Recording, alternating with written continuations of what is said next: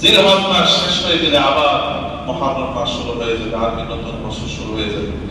এজন্য জিলহজ মাসের মধ্যে অনেকগুলি আমলের বিবরণ উলামায়ে কেরাম লিখেছেন, যেটা হাদিস এবং কোরআনের মধ্যে এসেছে। এর মধ্যে একটা গুরুত্বপূর্ণ আমল হলো জিলহজ মাসের জিলহজের 9 তারিখ পর্যন্ত, 9 জিলহজ পর্যন্ত, অর্থাৎ আরাফার দিন পর্যন্ত।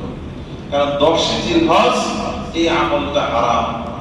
পহেলা জিলহজ থেকে নিয়ে 9 জিলহজ একটানা এক নাগারে 9 দিন রাসূল করিম সাল্লাল্লাহু আলাইহি ওয়াসাল্লাম সব সময় রোজা রাখতেন, সব সময় রোজা রাখতেন।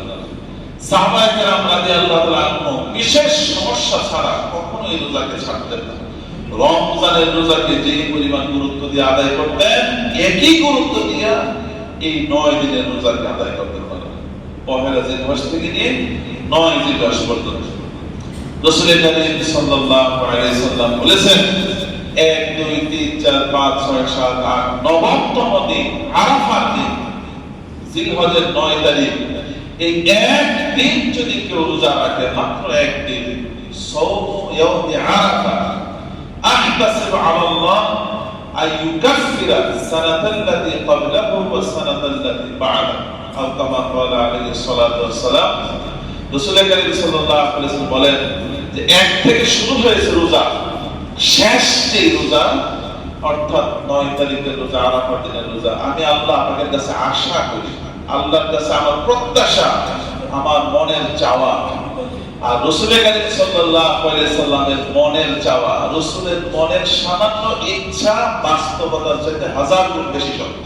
শুধু মনের ইচ্ছা, শুধু মনে মনে ইচ্ছা করছেন যে আল্লাহ বাইতুল মুকাদ্দাসের দিকে চেহারা ফিরে নামাজ পড়ি, কিন্তু আল্লাহ আপনার প্রথম কর্তব্য বাইতুল্লাহ, বাইতুল মুকাদ্দাসের তৈরি হয়েছে অনেক পরে, আপনার আসল কর্তব্য বাইতুল্লাহ, এটা আপনি আগে বানিয়েছেন, এবং এটা আমার বংশের ইব্রাহিম আলাইহিস সালাম, ইসমাঈল আলাইহিস সালাম ওনারা বানিয়েছে। আমরা নামাজ পড়ছি বাইতুল মুকাদ্দাসে ফিরে, এটা শুধু মনে মনে কল্পনা। এতটুকু কল্পনা করতে দেরি কিবলা আল্লাহ পাক পরিবর্তন করে দিয়েছে, কিবলা পরিবর্তন হয়ে গেল। قد نرى تقلب وجهك في السماء, হে রাসূল, আমি আপনাকে দেখতে পাচ্ছি, আপনি বারবার আকাশের দিকে তাকাচ্ছেন। আপনার মনে মনে চাহিদা, মনের বাসনা যে কিবলা যেন বাইতুল্লাহর দিকে হয়ে যায়। সাথে সাথে তাকবীরে কিবলা, নামাজের মধ্যেই বসে কিবলা পরিবর্তন করে ফেলেন, কিবলা হয়ে গিয়েছে কাবা শরীফ। যার মনের চাহিদা মুখ দিয়ে কথা বলেন নাই, সেই মনের কথা যদি এইভাবে আল্লাহ পাক কবুল করেন, তিনি যদি মুখ দিয়ে বলেন, সেই কথা কি পরিমাণ গুরুত্ব রাখে। রাসূল করিম সাল্লাল্লাহু আলাইহি ওয়াসাল্লাম বলেন যে আমি আল্লাহ আপনার কাছে আশা রাখি, আমার প্রত্যাশা আরাফার দিন অর্থাৎ 9 জিলহজ কেউ যদি রোজা রাখে, আমার আশা আল্লাহ পাক তার পিছনের 1 বছরের গুনাহ মাফ করবেন এবং অগ্রিম 1 বছরের গুনাহ আগে মাফ করে রাখবেন।